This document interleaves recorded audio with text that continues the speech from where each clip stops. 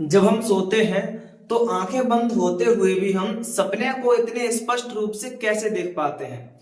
उसके लिए अगर मैं आपसे ये कहूं कि हम आंखों से नहीं देखते हैं तो ये बात आपको अजीब सी लगेगी, लेकिन सच्चाई जानने के लिए पूरी बात सुनिए। तो देखो क्या होता है कि हमारी जो आंखें हैं वो सिर्फ और सिर्फ कैमरे के सेंसर की तरह काम करती हैं, ठीक है।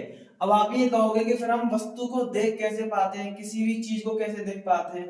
तो क्या होता है कि देखो लाइट पड़ी किसी ऑब्जेक्ट पे यानी किसी वस्तु पे और उससे टकरा के यानी रिफ्लेक्ट होके हमारी आंखों में जाती है, ठीक। तो हमारी आंखें क्या करती हैं, सिर्फ और सिर्फ कैमरे के सेंसर की तरह काम करती हैं, यानी संवेदनाओं को ग्रहण करके इमेज बनाती हैं, ठीक।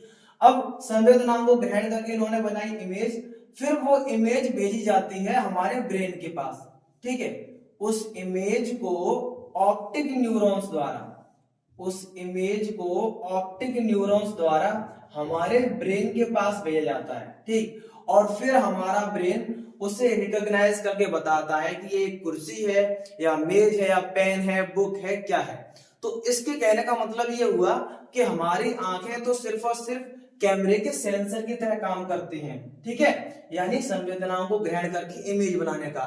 लेकिन हम देख कैसे पाते हैं, अपने ब्रेन की सहायता से, ठीक है, अपने ब्रेन की सहायता से देख पाते हैं जब वो इमेज ऑप्टिक न्यूरॉन्स द्वारा हमारे ब्रेन तक पहुंचाई जाती है, ठीक। अब हमारे जैसे कैमरे को एमपी से नापते हैं, मेगापिक्सल से, वैसे ही हमारे जो आंख के कैमरे का सेंसर है वो 576 मेगापिक्सल का होता है, ठीक, 576 मेगापिक्सल का। और हमारी आंख का वजन जो है वो लगभग 8 ग्राम के आसपास होता है, ठीक, 8 ग्राम।